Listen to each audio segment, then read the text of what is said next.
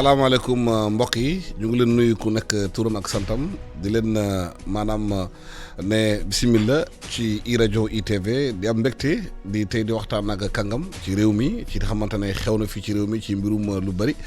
xam ngeen ne bi mbas mi duggee ci àdduna bi léegi li bëree bëri dañ koy xoolaat te daanaka lañ ci war a xoolaat lu am solo la éducation maanaam jàngale bi ak yar nit ñi ak nu ñuy toogee parce que éducation dafa yaatu naka lañ ko mën a xoolaatee pour ñu xam ban tooguwaay la ñu war a am surtout bu ñu génn ci mbas mi ban toogaay la éducation am ci réew mi parce que ñu bëri yaakaar nañu maanaam lu ñuy jàngal ci école yi ak lu ñuy jàngal ci su bëri ci université yi méngoowul ak suñu aada méngoowul ak suñu cosaan méngoowul tamit ak suñu réew ak suñu koom-koom réew ren réforme la ñu war a indi naka la ñuy former ñi jàngale ñi jàngale tamit ñi jàngalekat yi loolu yëpp dinañ ko waxtaane tey moo tax ñu am tey mbégte di dalal fii suñu studio kii di Idrissa Baldé moom dafa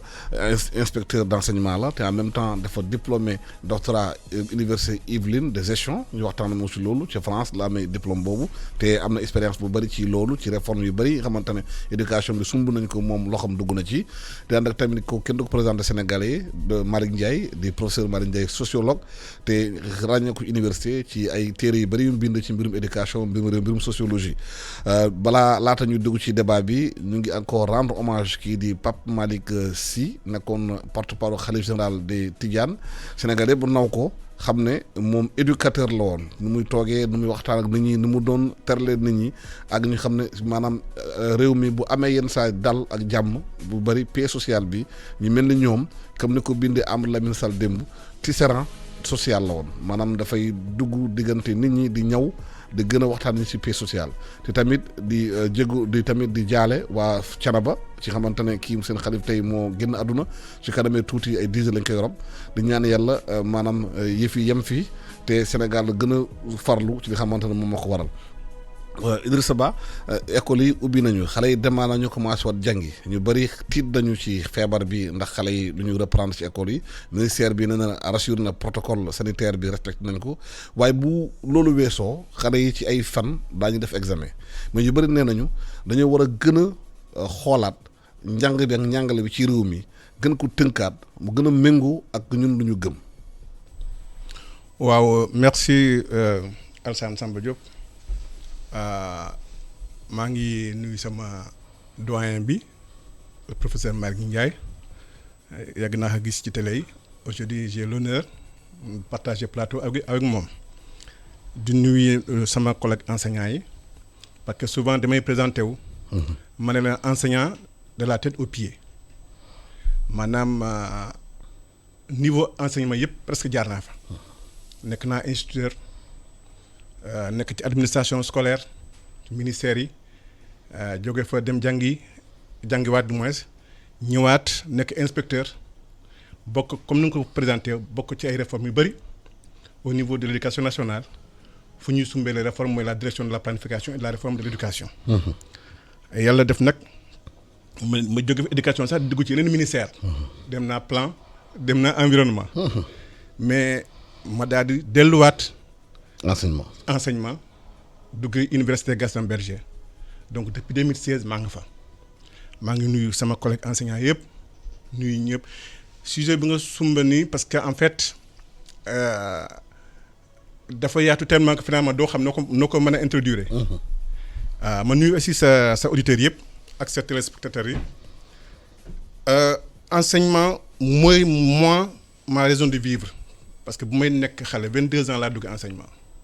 ba léegi maa ngi ci 57 ans donc am na lu mu dund am na lu mu bokk lu ñu ko defaree mais aujourd'hui boo question mu nga posé naka lañ ko mën a refonder ça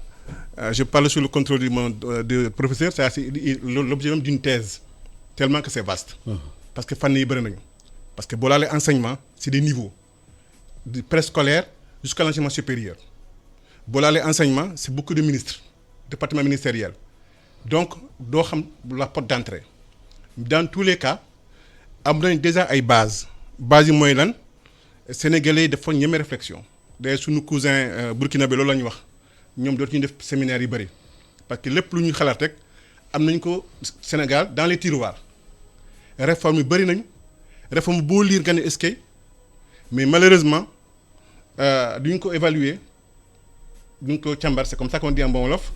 Ce qui fait que aujourd'hui mënoo xam lan moo dugg ak lan moo jotul. Donc ce qui fait que c'est une question globale boo xamante ni il faut dire que war nañ ko xolaat au niveau des formations, au niveau des contenus, au niveau de l'administration. Maanaam ñetti fànn yooyu moo mën a uuf lépp parce que boo nee formation da ngay former ñiy jàngale du niveau yëpp éducation nationale, enseignement technique ba enseignement supérieur. Boo nee nu nga ko def encore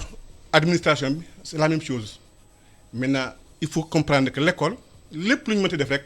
ça tourne à l'avantage de l'élève mooy la finalité suñu élèves yi naka la leen mën a évaluer objectivement ba ñu xam ni lu ñu leen jox xam nañ ko mën nañ ko surtout que léegi ñu ngi naan dans l'approche par les compétences. Donc moo tax nag le sujet bi dafa yar tellement que finalement da ngay daal di joxe cadrage bi rek léegi nag peut-être dans la suite du débat on pourra vraiment apporter plus de précision. Malick Ndiaye yow ñëpp xam nañu sa expérience ci enseignement sociologie lu bëri te xam réew mi bu baax ñëpp xalaat nañu école bu ñuy jàngale léegi suñu xale yi méngoowul ak suñu jamono ak suñu aspiration ak suñu société lu ñu yaakaar ne est-ce que war nañu réformer li nga xamante ne doon jàngale xale yi dugal seen xel dugal beneen xam-xam bi nga xamante ne ci réew mi la sokkee ko. waaw bismillah rahmaani rahim man maa ngi nga baal ma rek ma jaale sama xarit di sama mbokk ñu koy wooyee l'allemand muy Serigne Mbaye Sy ki dem démb Sénégal yëpp vraiment jooy nañ ko même yow Alassane yaa ngi koy wax léegi wàcce na ba tamit gis nañu ni mu demee kon nag nanu gën a ñeme ne àddina bi kenn du fi des kon dañuy def loo xam ne tey la ak ëllëg ñu boole ko articuler ko léegi loolu almaxtum yàgg na ko wax ne nañu teen xool li ñëwagul moo tax li nga wax Alassane c'est très important mais nag Alassane sa expérience journaliste nag man du ma ci dellu si waaye sa expérience journaliste moo la may nga poser question boobu éducation bi noonu la demee waaw léegi nag man vraiment man ñëw ma fi comme professeur hein, parce que ñun dañ doon liggéey ba bi ñu demee Mbodiène en septembre 2011 mon camarade Macky na ma déglu bu baax de parce que li may wax nii moom ma nga fa woon dafa kontaan bay tàccu mel ne élève buy tàccu bi ñuy wax affaire defaraat jikko yi Mbodiène septembre 2011 ñoom Mimi Touré tamit ak ñoom ñeneen ñëpp nañu déglu bu baax Abdou Aziz Diop moom ñoo doon kon léegi problème bi mooy depuis septembre 2011 taalibe bi tudd Malick Ndiaye taalibe en arabe moom mooy kuy dem di wuti xam-xam bokkul ak ñu ñëw rek di wut looy lekk déedéet loolu du taalibe man taalibe laa taalib au sens où damay dem wuti xam-xam mais pour nga wuti xam-xam il faut nga nangu wàcce sa bopp tuuti alors Sénégal li nga xam ne moo fi manqué ñun depuis 2011 septembre 2011 liggéey nañ ci Seydou Gueye mi ngi may dégg dans le bureau de Seydou Gueye dem nañ ba ne il faut que ñu am projet Garmi bureau Seydou Gueye laa wax de Seydou Gueye benn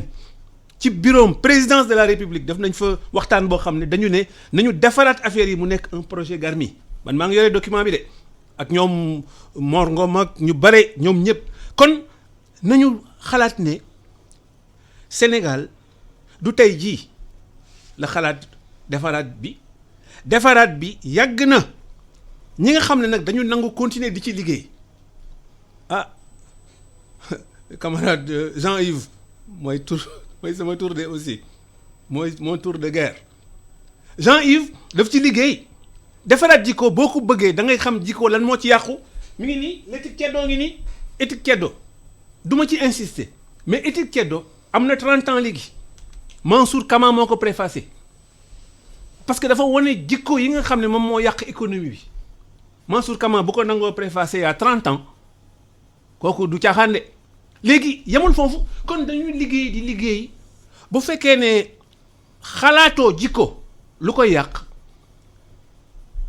éducation bi du mën a dem problème bi mooy lan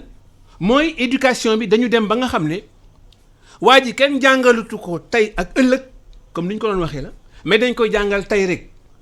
jikko nag li yàqu ci jikko Sénégal mooy xamatul démb mais boo xamatul démb doo fàttaliku démb doo mën a sédd ëllëg kon problème boobu ñun moom lañ traité bi ma nekkee au niveau de la présidence de la République te bàyyiwuma ko ba léegi ci la ñuy liggéey te ñun pare nañ c'est-à-dire que pour defaraat jikko Sénégal il faut que nga dellu ci li séeréer yi di wax kasak ak ndut na wolof nag moom buy wax kasak xam nga wolof moom buy wax kasak woy bi rek lay wax waaye loolu du kasak de kasak ci séeréer mooy mbaar mi nga xam ne fa la ñuy def ñëpp kon kasak institution la kasak ndut na moom la sunu mbokk tukulóor yi di wax suudu njullee ji yëpp boo ko seetee ba seet ko joolaay mu nekk bukkuut n'est-ce pas yow boo seetee sunu kii yëpp ba mu mat nga xam ne fii école bokkul ak fi ñuy jàngalee nit ABCD déedéet école fi muy commencé concept bu école bi ñu am ñun bokkul ak concept bu école bi tubaab bi am kon danañ ci dellu si xam naa ci affaire Faidherbe tubaab yi ñoo fi dugal benn concept bu école boo xam ne concept bi dafa faux du noonu dëgguwul parce que boo duggee ci école bi ñuy wax école tubaab kenn du yar sa jikko lu ñu lay jàngal ñoom instruction la ñuy jàngale maanaam ABCD 1 2 3 4 X Y Z donc instruction ak éducation du benn sunu maam yi ñoom dañ doon def jikko moom la ñuy defar ba pare jikko ji moom mooy jiitu njàngu xam-xam bi na ngeen fàttali ko bu baax de un jour 1883 Mbacke Kajoor sëñ bi dafa yeewu rek oh ñëpp ni leen kaay leen fii yéen ñëpp ñu ne sëñ bi lu mu bëggati mu ne ñi nga xam ne dañu bëgg mu yóbbu leen ëllëg dañ taxaw ni yéen a ngi fàttali ko loolu ñi nga xam ne nag dañu bëgg jàng pour mën a dem liggéeyi am xaalis am lii nañ taxawee nii mais loolu mooy lan mais loolu mooy tey ak ëllëg da nga koy boole kon crise bi nga xam ne moom moo nekk ci sunu système bi te ñu liggéey ci au niveau de la présidence de la République depuis liggéey boobu ñun ci la ñu nekk nii ba pare nañ ko te loolu Mimi Touré xam nga fu mu nekk de mën na ko seede te Macky Sall du ko weddi kon problème bi mooy man du ma wax comme un professeur rek bu ñëw naan diplôme déedéet waxuma loolu de li ma wax mooy li ñu doon liggéey pour defaraat jikko yëpp dem seeti ëllëg ci la bokk waaye bala ngay wax ëllëg il faut nga xam démb xam tey kon démarche prospective boobu ñun moom lañ doon liggéey te duñ ko bàyyi tey duñ ko bàyyi ëllëg kon monsieur Macron concept bi mu yoree école ak sunu concept bu école du benn parce que Macron amul gannaaw ñun lépp lu ñu jàng xam-xam bi dafay dem deqi li maam yi ji kon ñun bi ñu liggéeyee ba pare suñu laboratoire bi te loolu lañu d'accord te liggéey boobu 2011 lañ ko commencé septembre 2011 à Mbodiène liggéey boobu moom moo ñu jox ne nañu def ji deqi maanaam li ñu maam yi ji tubaab yi ñëw bëgg ko yàq nañ ko dindi jeqi ko buñ ko jeqee nag deqi ko xam-xam bu ñëw rek comme ni professeur sallallahu alayhi wa sallam doon wax dem jëli des connaissances jusqu'en Chine mais bala nga naan naam ne fa. waaw dañ ñëwaat si loolu professeur Idrissa. waaw li wax mooy dafa am contradiction entre école ñun suñu conception sénégalaise ou bien africaine de l'école. ak école bi xamante ne bitim réew la jógee ñu koy jàngal xale yi léegi. waaw damay vraiment rafetlu ce que le professeur a dit parce que mu ngi fàttali. Talibé. waaw ce que le talibé a dit. d'accord mais man sama professeur maa ngi ko rafetlu parce que mu ngi rappeler histoire éducation Sénégal lu jot a xam la lu mat a xam la mais man lu ma ci mën a wax rek mooy que man je suis dans le factuel maanaam man lu ma fekkee. lu ñu def parce que boo xoolee aujourd'hui les Sénégalais existent. Même dans les politiques. Boo xoolee la loi d'orientation sénégalaise de l'école sénégalaise. Moom je lui rappelle ça peut-être il était là man boobu ma nekkoon daan ndongo daara en 81 les états généraux les Sénégalais ont dit voilà l'école que nous voulons. Une école démocratique populaire. États généraux yaa ngi fi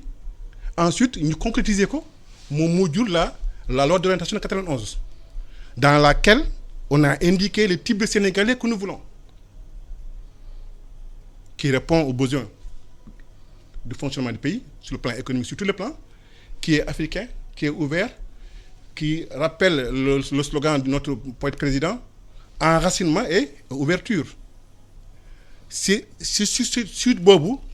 la gars yi fondé ce qu'on appelle le PDF. Pourquoi? Pour régler les problèmes de l'école sénégalaise. Am na objectif yu bëri yu ñu def ñu dawal ko 10 ans ba léegi ñu constaté ni am na ay avancées mais am na également loo xamante ni ça peut être amélioré. ñu dugal paquet man yooyu laa fekkee te ci yooyu c'est ça parce que en fait lu tubaab bi wax lu gën a métti ci nit mooy le changement. mais est-ce que réforme yooyu tenir en compte ak évolution société bi tenir en compte évolution Sénégal tenir en compte ak culture Sénégal ak économie réew. waaw mooy lu may wax rek. parce que par exemple dem maa ngi lire sama benn article collègue inspecteur mu doon ñaxtu comme quoi toutes les réformes sont imposées dañ koy imposer de l'extérieur. mais aujourd'hui loolu bu ñu ne mondialisation mën ñu bañ loolu. Aujourd'hui réforme boo amul financement du dem bailleurs de fonds yi man j'ai travaillé dans le PDF maa ngi ci paquet bi am na yeneen projet yoo xamante ni c'est parce que actuellement on a rompu avec l'idée de plan maintenant on est dans l'idée de projet de programme qui dit que ça englobe beaucoup de projets ñi naan fii éducation des filles ñi naan fii éducation pour les matières scientifiques ak yeneen donc le mouvement d'ensemble est là. Si je prends au plan politique, quand il a interpellé Macky Sall et autres, mais j'ai dit, quand le président Macky Sall a été élu, il y avait son Yonou Yokoute qui était là. Aujourd'hui, c'est transformé en PSE. C'est des techniciens sénégalais qui sont dans tous les secteurs, qui ont ñoo xalaat ni lii am na voilà fu ñu toll lii la ñu war a def pour ñu mën a méngoo ak lu ñu bëgg. parce que lu ci am solo mooy. c'est un processus. itératif kenn mënul wax di fii la yem. xam nga mbas mi bu mu amee. waaw réew mi taxaw. waaw ñu rassembler seeni kàngam yëpp ci secteur bu nekk. ñu xalaataat léegi nag.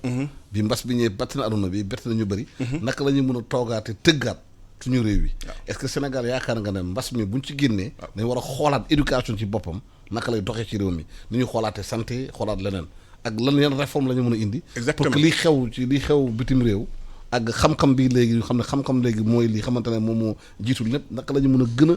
gestu ci xam-xam ci recherche ak science. waaw mais li ma bëgg a préciser d'abord mooy que ñu tàggaloo ko ak un certain complexe.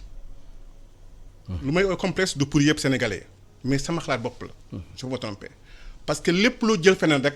ñu da ngay tricher loolu c'est fini kenn mënatul tëju ne nii laa bëgg nii laa bëgg a mel. Il faut que nga ubbeeku au monde au reste du monde c'est pertinent c'est inévitable boo xoolee aujourd'hui crise bu ñëwee ba léegi day maa ngi wax parce que quand le président Macky Sall dit il faut travailler avec le virus mais jógul rek wax ko dafa gëstu dafa travailler ak ses techniciens ak ñi ay conseillers am mu xool ce qui se passe dans le monde ñu confiné woon déconfiné nañu delluwaat nañu ci confinement. lépp loo xamante ne xamoo kañ lay jeex mais di ngay doxal sa intelligence pour xool quelle est la meilleure posture par rapport à cette situation-là. Donc lu ngay wax ni c'est inévitable. Aujourd'hui boo xoolee ci njàngale mi on a créé la télévision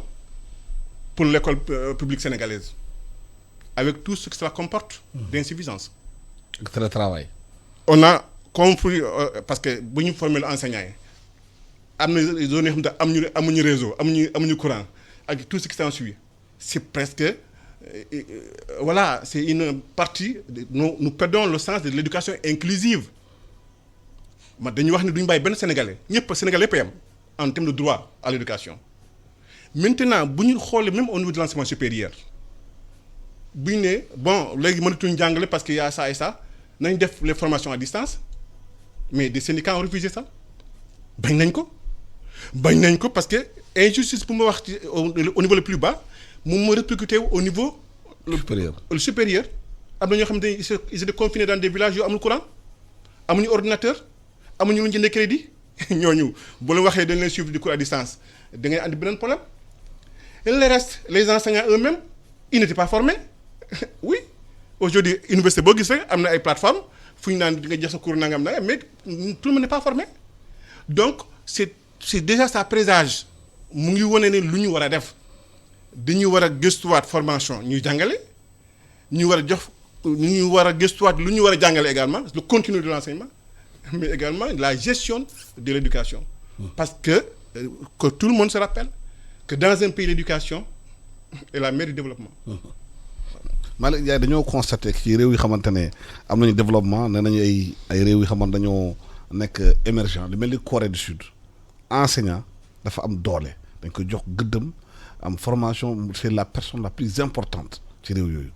est-ce que yaakaar nga ne réew mi war nañu mën a gën a joxaat gëdd enseignant yi renforcer formation bi pour li nga doon wax sànq mën a dugal changement profond yi ci jikku yi ci lépp parce que jikku mooy lépp ci àdduna. oui xam naa nag tey moom dañuy junj rek affaire yi. En attendant xëy na dinañu am yeneen barab yu ñu mën a duggee ci fond bi léegi boo jëlee li ñuy wax Sénégal états généraux ak li ñuy wax PDF ak paquet ak yooyu yëpp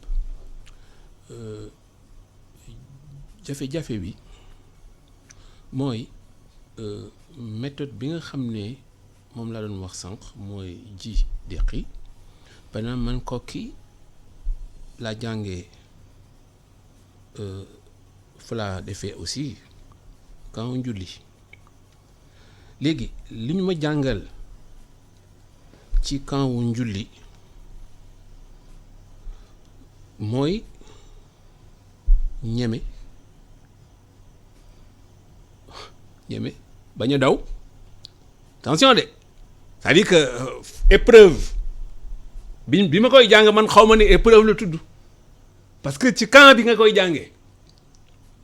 même sa yaay dala naan boo demee nag bu gaañee di bul yooxu de parce que da nga may rusloo kon épreuve bi ak wax bi kasak poème ma jàng ko daara ji ñu ne la léegi aay nañ la fen wa yaxrumu alayhil kadib mooy fen ribat mooy ngay jëw nit na muy mat mooy nga koy tuumaal di kilo wala kibru ngay def nii di mel ne kibru naagu ni loolu ci daara lañ koy jànge boo koy jàng doo ko xam de boo demee nag ba mag ngay door a dem science xalaat kon boo gisee muy états généraux muy PDF muy paquet muy ñoom ñëpp jikko yu bon yi nga xam ne Faidherbe moo ko fi ji jikko franc-maçon yi moom la ñu jàpp def ko école institutionnalise ko maanaam jikko boo xam ne dafa ne yàlla amul mooy doo boole tey ak ëllëg doo fàttali ko démb mais da nga naan rek fii la yem kon problème bi nga xam ne am nañ ko te ñun dañ ko jàng depuis mboojeen ñun man moo tax man du ma waxantu nii ñun dañ jàng dañu xool jikko yi fi nekkoon niñ ko defaree institution yi système bi li ci doxul ñu gis ne li ci manqué mooy ñu boole xalaatu démb tey ak suba loolu moo manqué ci école bi nga xam ne d'ailleurs dama dem en philosophie gars yi ma ne leen mais est-ce que am naa droit wax ne Faidherbia albida la xam nga Faidherbia albida Faidherbe garab gi ñuy wax Faidherbia albida mooy acacia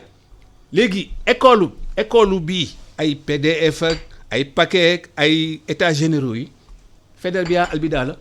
maanaam li ñu leen jàngal mooy ne ëllëg amul parce que Friedrich Nietzsche moom moo ne Dieu est mort kon Dieu est mort boobu moom la tubaab yi dugal fii surtout tubaab franc-maçon yi ak seen cellules yi nëbbutu yi confrérie clandestine ce qui fait que bu fekkee ne dem nañu ba déglu bu baax almaxtum ñu déglu bu baax Pape Malick Sy mi fi jógee ñu déglu bu baax Serigne Ndiassane Serigne Thiénaba bu ñu leen dégloo bu baax dañuy delluwaat ca sama xarit sama leader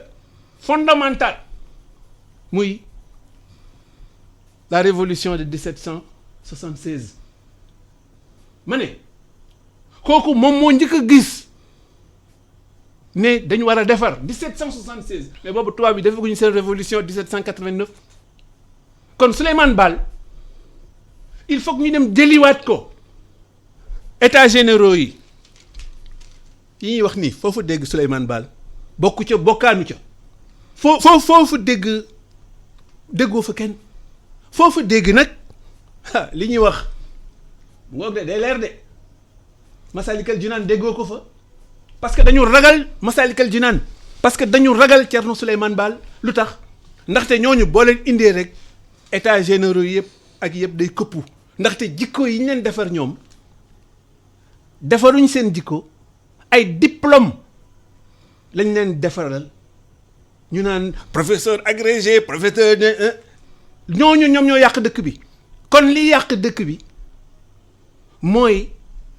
daara yi il faut ñu dem ñu sulliwaat ko tegaat ko fa mu ko war a teg waxuma nag ay histoire ay modernisation des daara loolu amul sens ñun soxlawuñu modernisation des daara yi boo man maa def le livre bu tudd les Modou Souleymane Bachir Diagne préfacé ko il y a 30 ans les Modou li mu wone mooy ñi ñu yar ci daara yi ñi ñu yar ci ndut na yi ci kasag yi ba defar seen jikko ñooñu dans l'économie muy Modou yi nekk émigration muy Modou yi nekk fii dañoo ñeme liggéey ba defar réew mi te ñooñu mën nañu industrialiser réew mi te loolu ma daaneel foofu kon man li ma bëgg rek mooy tey dañuy junj rek waaye liggéey bi nga xam ne ñun def nañ ko depuis 2011 septembre mooy naka la ñuy defaraati jikko yi boo ko bëggee defaraat il faut que nga jël li ñuy wax ay états généraux ay PDF ak ay PS yooyu yëpp foog nga jël ko nga teg ko fële nga dem changer méthode bi moo tax Covid bi approche bi gaa ñu yore li ñuy wax ñoom ñoo koy tudde épidémiologie dafa faux lu tax mu faux ndaxte approche bi nga xam ne moom moo méngoog suñu jikko lan la Matlabul Fawzeyni mooy loo xam ne dafay defar tey teen di xool ëllëg kon problème bi Sénégal am mooy defaraat jikko école bi moo ko yàq école tubaab bi école Faidherbe école Jules Ferry école franc-maçon yi moom moo yàq école bi kon nanu góorgóorlu rek ñu nangoo waxtaan tey nag xam naa dañuy junj rek waaye liggéey bi moom bu soobee yàlla daa si ñëwaat def nañ ci bu baax waaw léegi ñëwaat si kon nañu góorgóorlu rek waaw jël benn page publicité rapidement ñëwaat si studio bi. Publicité sur iRadio.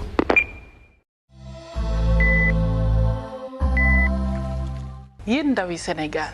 suñu réew tey la gën a soxla ay ndawam ngir xeex jàngoro ji ñuy wax coronavirus ba tax na ginnaaw bi ñu leen gërëmee bu baax sant leen ci seen taxawaay ngir faagaagal jàngoro ji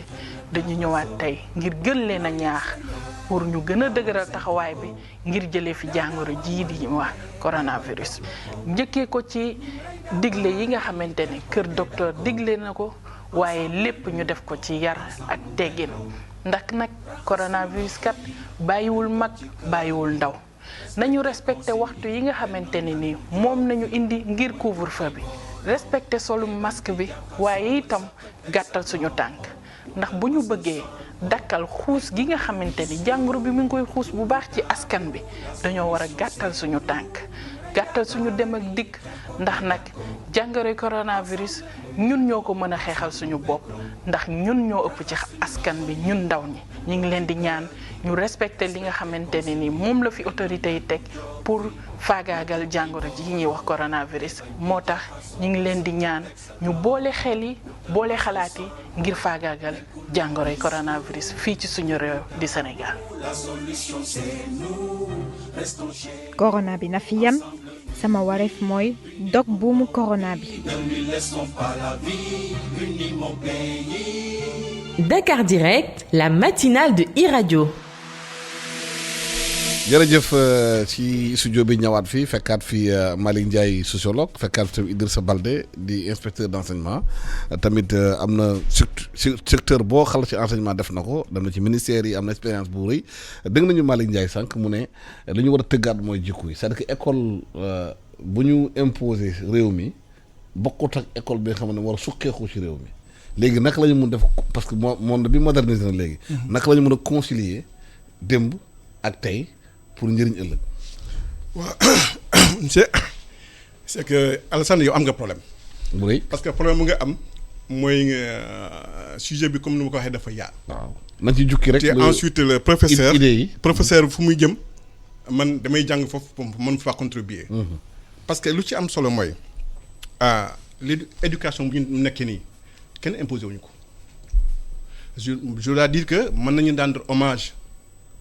à ceux qui ont tenu la baraque ba tey ji parce que ñooñu aussi sont des Sénégalais comme nous des talibés comme nous de toute obédience religieuse mais qui ont une foi le Sénégal donc ces gens-là on peut évaluer donner n'est-ce pas une quantification n'est-ce pas une valeur à ce qu'ils ont fait pour dire en réalité que le type de Sénégal que nous voulons ça a fait l'objet d'ailleurs je crois que c'est le ministère des Finances qui avait piloté ça avec tous les secteurs parce que aujourd'hui le type de Sénégalais ce n'est pas seulement que l'éducation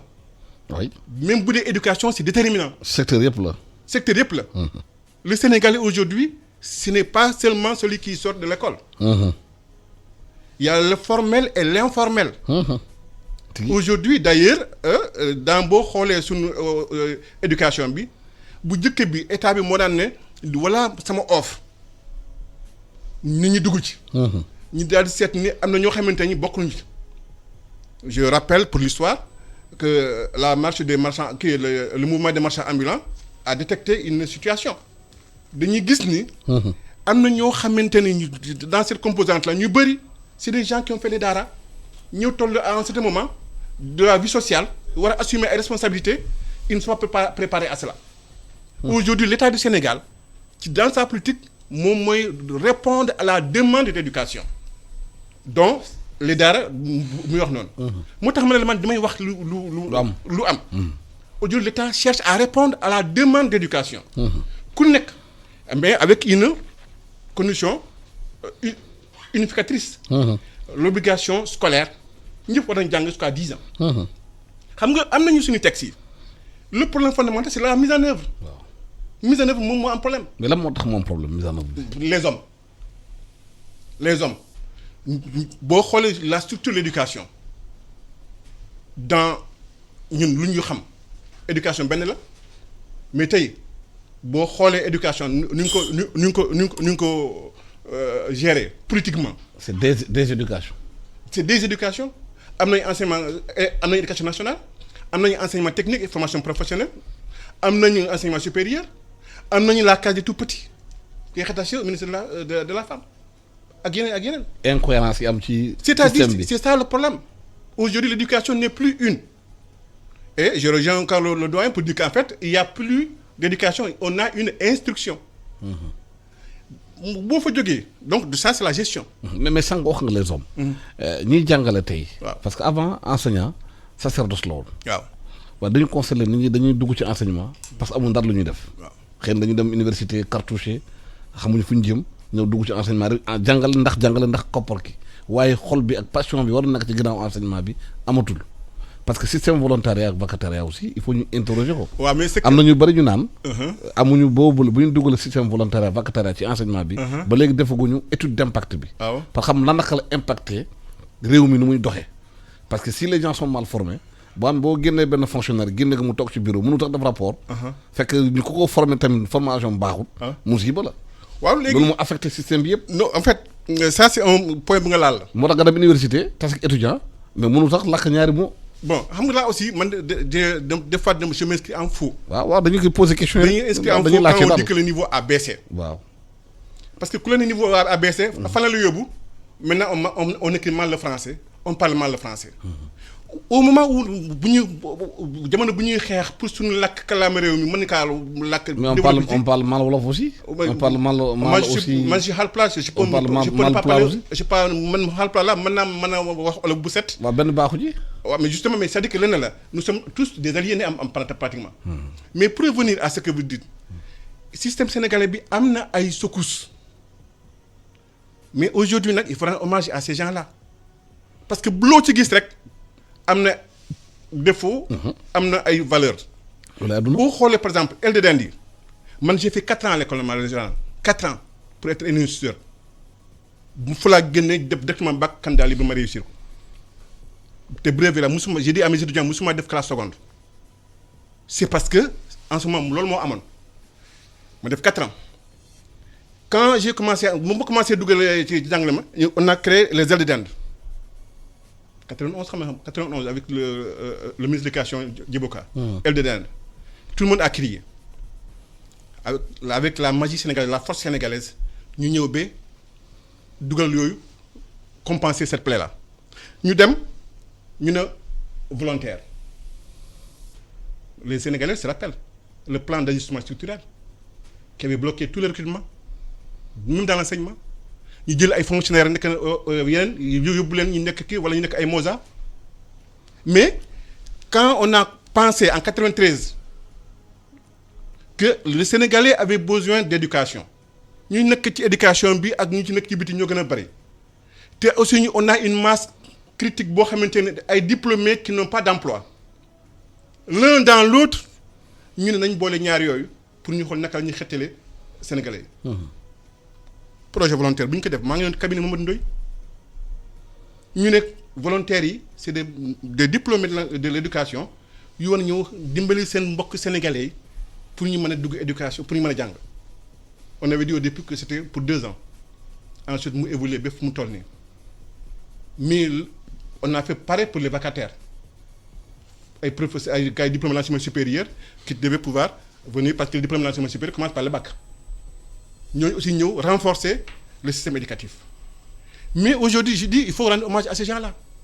parce que aujourd'hui boo xoolee am na ci inspecteurs yu bëri c'était des volontaires am na ci yu bëri c'était des vacataires ay proviseurs même ay professeurs d'université donc Sénégalais am na force boobu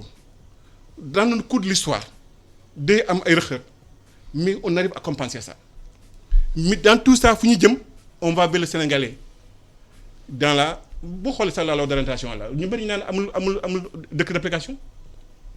alors que une loi est toujours suivie d'un décret d'application mais ñu bëri ñu ne amul décret d'application te texte boo gis rek ci moom lay référencé yow c'est le fondement ensuite pour revenir pour. lu tax loi d'orientation ba léegi amul décret d'application. non là moom ça me dépasse je fais que constater mais lu ma bëgg wax mooy politique yi ñu def nii. c'est des politiques inclusives le paquet bu ñu wax nii bu mujj bi il a été béni par les chefs religieux parce que aujourd'hui dans le Sénégal politique yëpp c'est des politiques inclusives dañuy boole tout le monde fii lañ commencé ñu naan planification descendante planification ascendante on veut tenir compte des réalités ma jël la réforme des IA et des IEF IA mooy inspecteur d'académie. IEF avant on disait inspecteur départemental ñu xool ni. inspecteur départemental finalement la même IA yi ça n'épousait pas les régions ni le département ñu am tuddee ko dans une région mën nañ am plusieurs IA dans un département également comme Dakar dans une région comme Dakar mën nañ am plusieurs inspections mais bu ci ne on avait pensé que bu ci ne l'IA serait le ministre de la région maanaam toute la politique éducative d'une région donnée en tenant compte de ses spécificités dépendrait de ce que cette population là lu mu bëgg seen école bi mel day fa lañ jëm avec les universités là boo jëlee université de Sine Saloum am na vocation. boo jëlee université de Ziguinchor am na vocation. donc c'est un peu ça loolu kenn toogul ci biir rek bind ko de ñëpp a toog. waxtaan les enseignants les syndicalistes les représentations ñoom ñëpp mais nag aujourd'hui le ventre mou mooy la formation boo jëlee enseignants yi élémentaires yi bu ñu ne 9 mois boo ci génnee grève yi congé yi lu tuuti lay nekk nga jël au niveau de élémentaire même moyen secondaire moi j'ai fait ma thèse sur les inspecteurs de l'enseignement.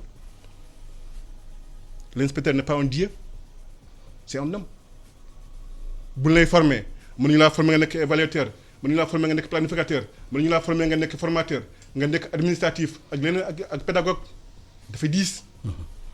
parce que avant enseignant dañ doon former y avait des écoles de formation. oui des instituteurs. oui bu ñu génnee fa instituteurs bu ñu génnee xam ne ñii am nañu formation ci yu bëri. dañ ko doon tiitaroo multifonctionnel dañ ko doon tiitaroo. mais loolu amatul pratiquement. c'est-à-dire que en fait mooy li nga doon wax. dañ ko dindi woon. nga bon fii bi 4 ans la woon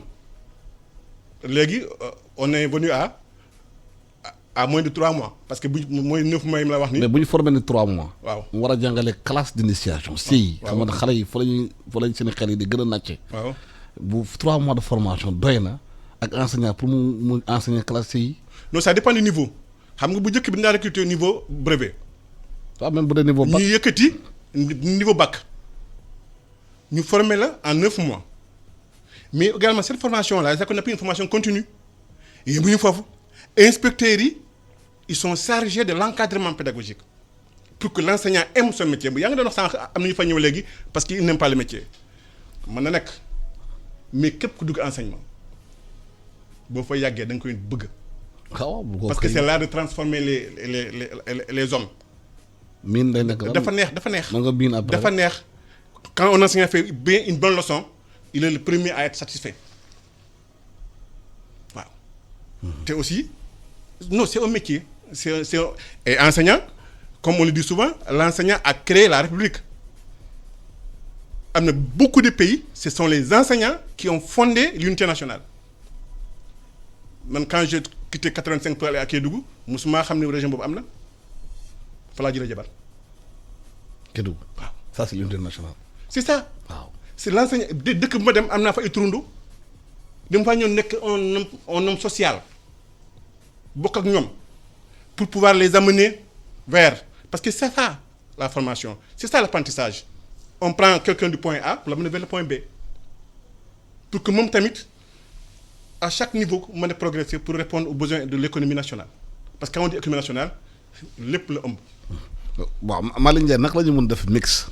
diggante école bi ngay wax xamante si jikko yi lay jógee école traditionnelle bi doon jàngee éducation traditionnelle bi ak li nga xamante ne jógee na bitim réew ñu boole ko def ko benn mix bi nga xamante ne parce que adduna bi léegi mënu tëju il faut nga ubbeeku mondialisation am na lépp am na la preuve tey yow boo bëggee def defi te Sorbonne il faut nga jël avion dem te ñu ngay fekk foofu nga jàng foofu la seen kàllaam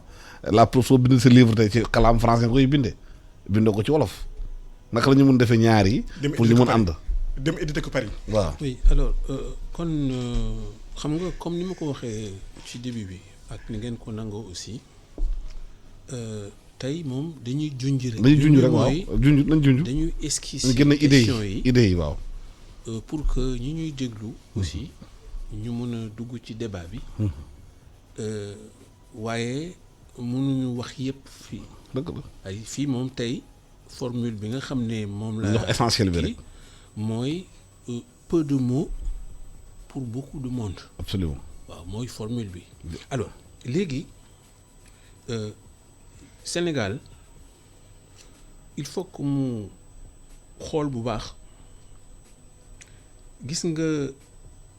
li yàq jikko Sénégal mooy la laïcité ñu dañ ci liggéey bu baax. lu tax lu tax parce que boo jëlee loi bi nga xam ne moom moo dugal laïcité ci l'Afrique occidentale française loi boobu théoriquement c'est le 16 juin 1895 16 juin 1895 loi boobu dafa ne ñu jël lépp luy affaire yàlla ñu sànni ko fële génne ko attention de donc du débat ay laïcité ay si déedéet Sénégal laa wax fii Saint-Louis loi AOF boobu li mu wax dañu ne diine dañ ko sànni fële ca biti bu mu dugg ci benn bu mu dugg ci affaire état bi bu mu dugg ci affaire jàngale bi ñoom fan lañ jëmoon booba dafa fekk ne ñi ngi waaj a defal affaire ki ñëpp xam muy Ahmad Bamba booba lañ koy jéem a accuser ne daf doon def guérilla ñu jàpp ko indi ko Ndar donc 16 juin laa wax 1895 5 septembre 1895 juin juillet août septembre 4 mois la ñu yóbbu Amadou Bamba ci conseil privé ba boobu mooy bésu ñaari rakka yi kooku ñëw rek dóor kiyam léegi ñoom ñi ñu convoqué woon ñëpp sëriñ yeeg ñëpp dañ ne leen nañ signé ne diine nañ ko génne ci njàng ci état bi ci gouvernance lépp kooku ne leen jox leen ma stylo bu bees ñu jox ko mu signé ba mu signé rek gouverneur bi def ne nañ ko yóbbu ca kaasu gaynde ga ñu lekk gaynde gi lekk ko boobu lañ yóbbu Amadou Bamba soor waaye gouverneur bi mënul woon xam ne bu demee ba dugal waa ji ci biir kaafu gaynde gi rek dégg naa daal xamul lu xew waaye gaynde gi moom dafa ne nii rek jébbalu dégg naa gars yi ne gouverneur y a quelque chose qui ne va pas et cetera et cetera gouverneur bi ñëw constaté ne gaynde bi mbëkkul sëriñ bi jaxasewul mais lu tax ñu dugal ko ci pour gaynde gi lekk ko parce que dafa signé Ixlaas qul huwa allahu moom la sëñ Touba jël bind ko fi ñu ne woon na signé ne yàlla amul kon laïcité bi nekk Sénégal ñun dekki nañ ko ba mu wóor defaraat jikko par exemple boo jëlee léegi politiciens yi muy opposition muy pouvoir muy opposants yi muy gauchistes yi communistes yi trotskistes yi maoïstes yi ña ni ñu leen formé ñoom ñëpp laa wax sans exception du ma tudd nag turu kenn parce que man je suis prêt Jean-Yves mooy sama tour de guerre Jean-Yves nit ñi xam nañ ko kon li ñu leen formé ñoom yàlla bokku ci moo tax dañu naan way la fin justifie les moyens tous les gauchistes là des années 70 man bu ma leen xoolee du ma tudd seen tour de ñu doon wax ne dañuy taal dëkk bi dañuy def révolution permanente révolution prolétarienne révolution communiste bu ma leen gisee léegi souvent dañuy sax daw rek changer trottoir pourquoi mais parce que ñoom li ñu doon wax ak ni ñuy jëfee ça prouve que seen jikko dañ koy yàq. mais léegi avec révolution du monde. kon avec l'évolution du monde naka la ñu mën a tënkee. ñun liggéey nañ ci révolution du monde. évolution du monde. évolution du monde ak changement du monde. waaye li ñu conclusion bi dana doy waar de conclusion bi dana doy waar parce que xam nga li ñuy wax le rationalisme en Europe le siècle des Lumières ay ñoom Voltaire ak ay ñoom Rousseau ay ñoom Pascal ñoom ñëpp xam-xam bi ñu ne ñi ngi ko yore fu ñu ko jëlee ci l'islam lañ ko jëlee ku ñuy wax Ibn Sina sëñ Bassirou Mbacké bind na ci lu bare ku ñuy wax Averroès maanaam Ibn Rushd sunu kon ki nga xam ne moom moo dem jëliwaat xam-xam bi nekkoon ci kii bi yëpp. Égypte fépp kooku kan la mais kooku ki dem jëli Ghazali la Ghazali ku ko jëli Ahmad Bamba moo jëli Ghazali moom moo ne taxafutal philosophie mu ne philosophie bi gars yi doon def dañuy yàq diine Ghazali boobu ki ko dem jëli ci Sénégalais yi ak suñu dëkk bi Ahmad Bamba la kon Masalikal Jinaan attention le Masalikal Jinaan bi nii keroog bu ma gisee Macky Sall ak Abdoulaye Wade ñu kontaan dama ne bu dee ñoom comprendre nañ li Masalikal Jinaan c'est bon ndekete ils n'ont rien compris tous les deux parce que Masalikal Jinaan jikko la projet de société la kon problème bi nga xam ne moom la ñu am Sénégal sëñ Isaaxa moo ko résumé ñetti i la iman islam ihsan kon nanu góorgóorlu rek ñu nangu ne jikko yu nu am ñun buñ ko defee ñun def nañu schéma boo xam ne MRF la dañ ko MRFL ça dañuy def schéma ba pare te danañ ko séddoog nit ñi kon schéma boobu boo ko defee lan moo manqué arabe yi fi ñëw affaire bu grave moo leen manqué suñu mbokk arabe yi fi indi l'islam xam nga lan moo leen manqué ñoom ay polythéistes ak ay animistes la ñu woon boo déggee ñuy wax Kaaba pré-islamique lu ma 300 idoles moo fa nekkoon kon ñoom excuse-moi c'est très important c'est-à-dire que Kaaba pré-islamique ñooñu tubaab yi li leen manqué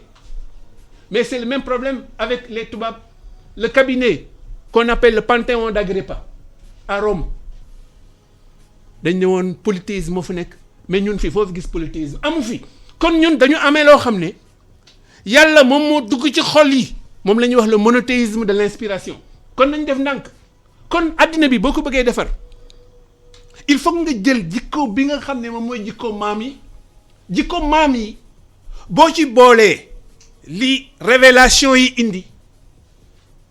nga jël li révolution scientifique et technique yi indi bu boobaa Sénégal gii moom mooy defaraat addina bi loolu ñun moom lañ liggéey te loolu Masalikal Jinaan moo ko régné parce que Serigne Touba c'est le seul dans le monde je dis et je répète c'est très important am nañu philosophe Serigne Touba boo xam ne moom moo dem boole li nga xam ne mooy zahir li ci biti ak baatin li nga xam ne moom moo nekk ci biir donc monde bi révolution réenchantement du monde bi nga xam ne ñi ngi koy préparer Sénégal moo ko mën a def très rapidement. et donc monsieur Macron Trump danañ ñëw ñu jàngal leen. waaw ba nu ñuy defaree jikko. mooy li ma doon wax rek. nous on est prêt. am nga problème. parce que moom damay jàngal ñu ñëpp. le problème fondamental taalibe lu ma bëgg a wax. laïcité bu muy critiquer noonu. je suis musulman. je revendique mon statut de musulman. bien sûr te fu ma yàlla may kattan. ma def ko. keneen aussi am na son obédience religieuse. absolument la laïcité est le fondement. mooy socle société sénégalaise bi. c'est faux. aujourd'hui boo demee. dans le quartier. doo xam fête chrétienne ak fête musulmane. absolument bu ñu ne tabaski tout le quartier est en fête. bu ñu ne première communion yi tout le monde est en fête. absolument donc la laïcité moom aussi la ñuy jàngal ci école yi. je prends l'école franco-sénégalaise là quand on a voulu enlever le voile. tout le peuple sénégalais s'est levé. absolument donc laïcité bi mooy suñu force bu kenn laal. waaw bu ko kenn laal. waaw temps bi nañu ko bàyyi temps bi jeex na nañu ko bàyyi. chacun nag est libre maintenant. temps bi jeex na de dire kii mooy sama sëriñ. waaw lii mooy sama diine. nga def loolu ainsi de suite. waaw temps bi jeex na. voilà laïcité du loolu laïcité justement du loolu. Malick Ndiaye ci débat bi Aïssata Ndiaye ñëw continuer débat bi.